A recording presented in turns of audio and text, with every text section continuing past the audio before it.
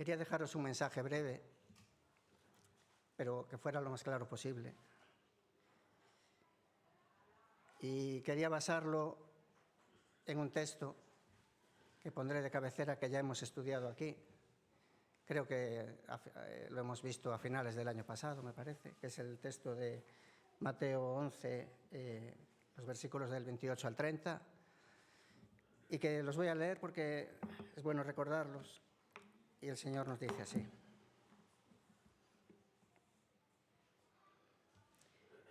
Dice en Mateo 11, del 28 al 30.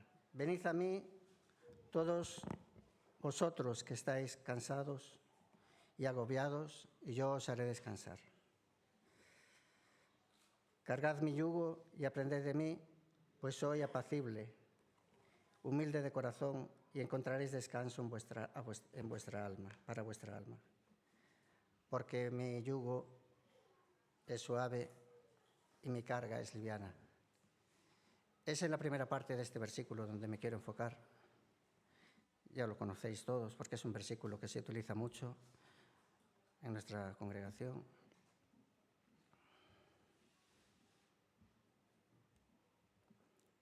Y es Mateo 11, 28, que lo voy a volver a leer. Dice, venid a mí todos los que estáis trabajados y cargados, y yo os haré descansar.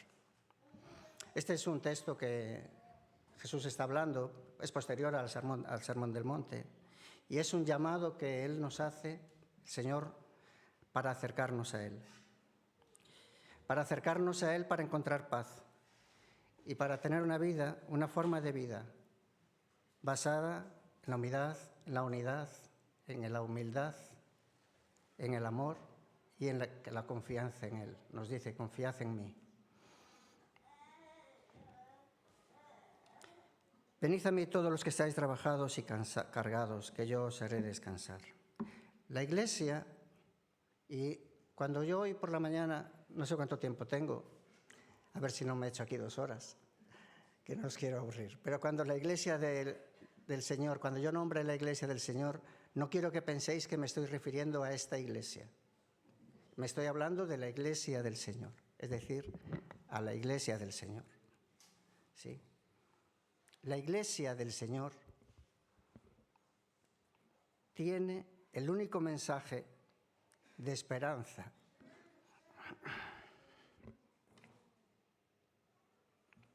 y de consuelo que puede servir al mundo.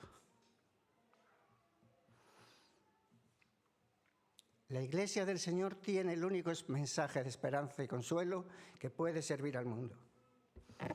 Un mensaje que abre al hombre una expectativa nueva, una expectativa de futuro eterno que le hace esperar con fe un mundo nuevo donde habrá justicia, porque en ese mundo reinará el Dios justo.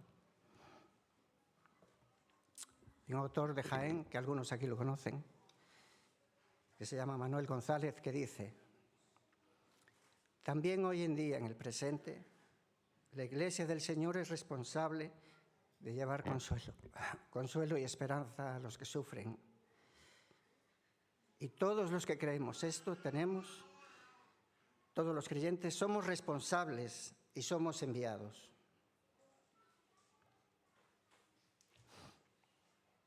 Venid a mí todos los que estáis trabajados y cargados, y yo os haré descansar. Este verso es una invitación de Jesús a encontrar alivio espiritual y ánimo para afrontar las distintas dificultades y el agotamiento que podamos tener en nuestra vida.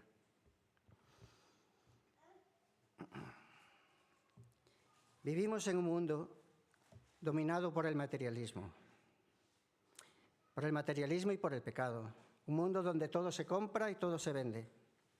No solo se compran las cosas y las máquinas, también se compran las personas y se venden. Y se compra cualquier cosa que produzca beneficios. No importa para nada la importancia que tenga el ser humano para Dios. No importa para nada la naturaleza que Dios haya creado. No importa para nada Dios. Sin creer en Dios y sin interés por creer en Dios. Ese es el mundo en que vivimos. Recuerdo cuando leo esto, que yo mismo escribí, lo hice porque me acuerdo de un artículo que había escrito para el boletín Bitácora, que se titulaba O ser humano na Terra. Lo escribió alguien de esta congregación y me acuerdo de este tema, porque efectivamente es así. Somos el ser humano en este mundo, en la tierra, en un mundo caído, dominado por el pecado y dominado por estas cosas. Y es muy triste ver el éxodo de personas que son obligadas a dejar su hogar hacia otros países. Y no vayamos a pensar, porque claro, cuando pensamos en personas que son obligadas a dejar su hogar para emigrar a otros países, nos acordamos de Latinoamérica, por ejemplo, de Hispanoamérica, ¿no? Que es lo que más vivimos. Pero acordémonos también de África, porque muchas personas vienen de África, del África subsahariana y del África del norte, también cruzando el estrecho, cruzando el mar, arriesgando sus propias vidas y muchos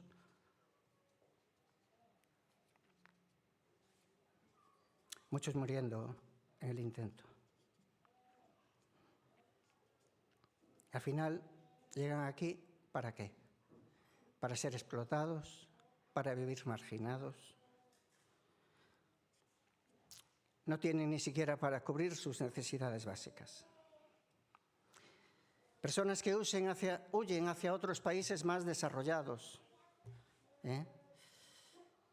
dejando atrás sus familias, sus vidas. Y como decía antes, muchas veces perdiendo la vida en el intento. Es muy triste ver cómo estas personas son utilizadas una vez que llegan a su meta como mano de obra barata, utilizadas porque como están en una situación ilegal, y aquí hay muchas personas que saben de esto, trabajan muchas horas por salarios ridículos, porque no pueden reclamar sus derechos, son ilegales, no pueden reclamar sus derechos. Son personas que de otros países, del este de Europa, por ejemplo, son utilizadas por mafias de la mendicidad para traerlas también aquí, ¿no? Vendiéndoles como si fuera un trabajo el hecho de ponerse en una puerta del supermercado, ¿no? Vemos también abusos de poder en el mercado inmobiliario. Hoy en día lo estamos viendo continuamente, ¿no? Tenemos casos que nos tocan muy cerca, Personas que, sin escrúpulos y aprovechándose de la vulnerabilidad, alquilan una habitación, muchas veces en condiciones precarias, con unos precios desorbitados, que son imposibles muchas veces. Muchas veces con faltas de contrato, presión para pagar en negro, bueno, en fin, que no os cuento nada que ya no sepamos, ¿no? Me hago una pregunta. ¿El pueblo de Dios, la Iglesia del Señor que se rige por la ley del amor, qué tiene que hacer o decir a estas personas que sufren? ¿La Iglesia tiene algún mensaje de esperanza para ellos? ¿Nos encerramos en nuestros locales cantando alabanzas a Dios sin tener en cuenta a estas personas? Debemos reunirnos para cantar y orar por estas personas pidiendo que cese todo esto sin hacer nada, sin involucrarnos. Procuramos que no afecten demasiado a nuestras vidas. Como decía este autor de Jaén, Manuel González, la Iglesia del Señor es responsable de llevar consuelo y esperanza.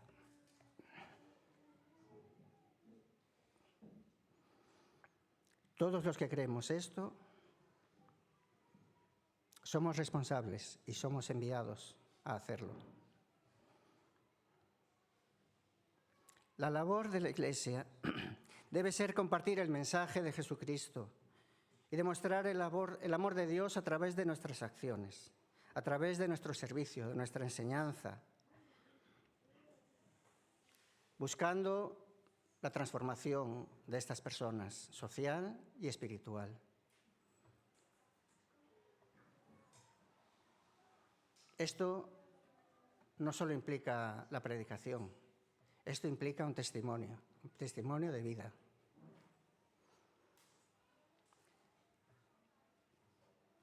Se trata de la gran comisión de Jesús, ir y hacer discípulos. Se trata de reconciliar a las personas con Dios, anunciando el mensaje del Evangelio de la salvación a todas las personas. Pero también se trata de realizar acciones concretas y desde la fe ayudar a otras personas, también físicamente. El tema de la obra social de la Iglesia no es algo que siempre se trate con demasiado interés. Muchas veces no forma parte de las actividades programadas de la Iglesia. No hablo solo de esta Iglesia, me refiero a la Iglesia. La enseñanza, el evangelismo, las reuniones de señoras, las reuniones de jóvenes, las reuniones de varones, las visitas a enfermos, visitas a otras iglesias, retiros, etc. Todas estas cosas forman parte normalmente de las actividades habituales de la Iglesia. Y está bien. Pero siempre ha habido personas a lo largo de la historia que, viendo las necesidades sociales de su tiempo, han abierto su vida a la obra social. A lo largo de la historia se han establecido escuelas, orfanatos, hospitales, hogares para ancianos, casas de acogida, centros de rehabilitación, comedores sociales. Y está muy bien. Pero no podemos generalizar y decir que esto siempre haya sido un compromiso de la Iglesia, No. Esto ha surgido muchas veces, en muchas ocasiones, gracias al interés de personas y entidades, no siempre cristianas, pero entidades con un corazón dispuesto a hacer esto. Muchas veces, eso sí, visioneros y personas valientes se han lanzado a la aventura, mirando solo al Señor. Y muchas veces estas personas no han encontrado apoyo tampoco en la Iglesia. Es lo que venimos de atrás hacia hoy. A veces la falta de esta inquietud, la falta de este planteamiento de la Iglesia hacia la obra social, surge ante la duda de: ¿este es el objetivo de la Iglesia? ¿Es este el objetivo de la Iglesia? O, por el contrario, el objetivo de la Iglesia solo es la predicación del Evangelio. ¿Vino Jesús al mundo a hacer obra social? Si nos preguntásemos alguna vez si Jesús vino al mundo a hacer obra social, nuestra respuesta tajante es que no. Jesús no vino al mundo a hacer obra social. Lucas nos lo dice, y otros autores, Él vino a buscar y a salvar lo que se había perdido. Eso es a lo que vino Jesús al mundo. Lucas 19:10. Pero sin duda también es obvio que a lo largo de su ministerio no excluyó la obra social. A lo largo de su labor en la tierra, el Señor Jesús, fueron muchas las personas que se beneficiaron de su obra social, digamos así, personal. Y la Iglesia debería seguir este ejemplo. El Señor, en su andar por la tierra, se identificó siempre con los más oprimidos, con los necesitados de su tiempo. Atendió a todos los que venían a Él, procurando su ayuda. Y eso todavía lo sigue haciendo hoy. Jesús mostró compasión y amor especial por los marginados, por todos aquellos despreciados de la sociedad. Y hoy sigue estando presente en las vidas, extendiendo también su gracia y su misericordia y su poder a todo aquel que le busca con fe y con un corazón de arrepentimiento sincero. Su amor no cambia. Sigue así, desde que Él vino, a lo largo de toda la historia, y hoy en día y en el futuro.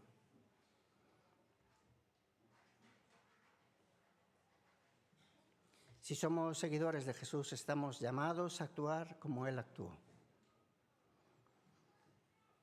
De forma especial, su amor, su compasión y su servicio hacia los demás. Venid a mí todos los que estáis trabajados y cansados, y yo os haré descansar. El Señor se comprometió siempre con los más humildes, denunciando a aquellos que se aprovechaban de ellos injustamente y manifestándolo públicamente, censurando y poniendo al descubierto siempre las actitudes de los escribas y fariseos, a los que llegó a llamar hipócritas, por exigir a los demás lo que ellos mismos no cumplían. También por aprovecharse, escribas y fariseos, de su posición y defender una postura legalista y religiosa y carente de amor por los demás. El propio Señor denuncia esta conducta. En el Evangelio de Mateo 23 dice: en la cátedra de Moisés se sientan los escribas y fariseos. Así que todo lo que os digan y hagan, guardadlo y hacedlo, mas no hagáis conforme a sus obras, porque dicen y no hacen. Esta actitud de Jesús hizo que las personas de aquel tiempo se admirasen de Él y de su doctrina, porque les enseñaba con el ejemplo, no como los religiosos. Sus palabras eran respaldadas por sus obras y su vida reflejaba el amor y la verdad. Vivía lo que enseñaba y era coherente. Su coherencia entre lo que Él decía y lo que Él hacía impactaba a la sociedad.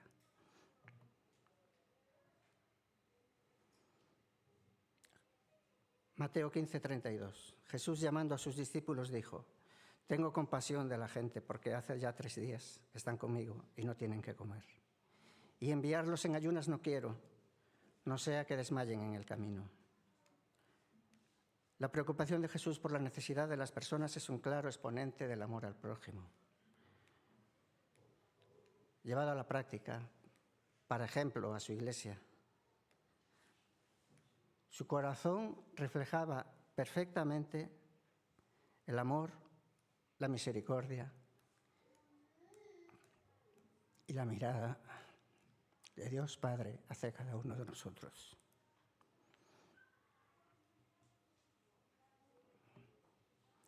Jesús manifiesta en muchas ocasiones su sensibilidad ante el dolor y el sufrimiento de las personas. No pasa de largo ante esas realidades, sino que escoge a quienes sufren y se identifica con su dolor y hace todo lo posible para remediar su situación. En el mismo Evangelio de Mateo anterior dice que al ver las multitudes tuvo compasión de ellas porque estaban desamparadas y dispersas como ovejas que no tienen pastor. Jesús percibía no solo sus necesidades físicas, sino que también percibía sus necesidades espirituales. Percibía la confusión de las personas, percibía su abandono espiritual, percibía sus cargas interiores.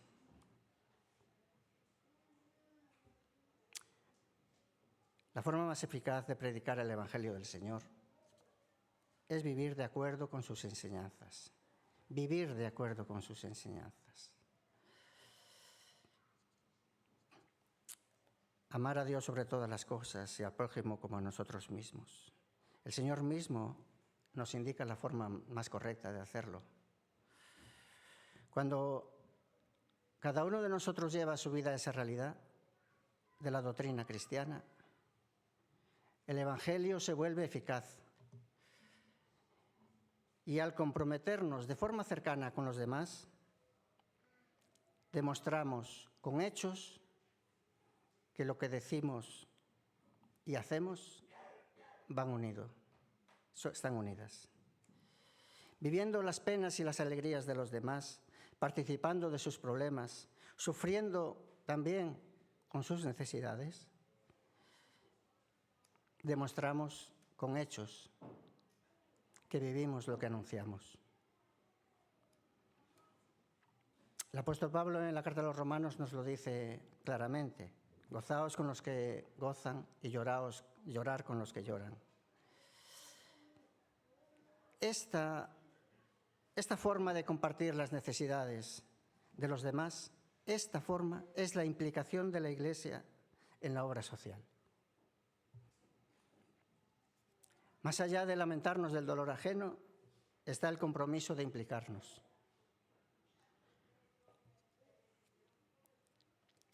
Como decía al principio este hombre,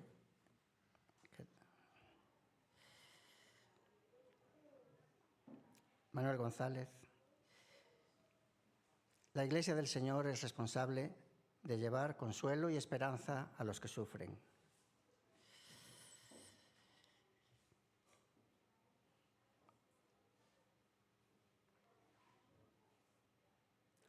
La Iglesia del Señor tiene el único mensaje de esperanza y consuelo que puede servir al mundo.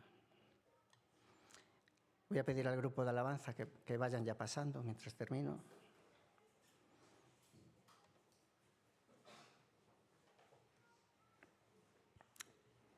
La obra social de la Iglesia es la expresión concreta y palpable del amor ágape, del amor de Dios hacia todos nosotros. La fe se traduce a través de la obra social. Gestos de servicio, gestos de solidaridad, de justicia. Y a través de la Iglesia no solo predica, sino que además actúa. Lo hace para dignificar la vida humana y para salir al encuentro de los más vulnerables. La obra social de la Iglesia es el amor de Dios en acción, buscando la transformación de la sociedad desde la justicia y la solidaridad con los que más sufren. Cuando asumimos esta responsabilidad cristiana, descubrimos que la obra social y la predicación del Evangelio son dos realidades que se unen en una sola.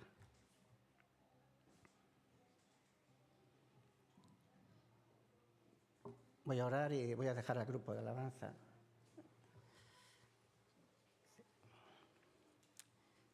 Señor, abre mis ojos al dolor de quienes sufren, Señor, y abre mi corazón para responder con compasión como nos enseñas.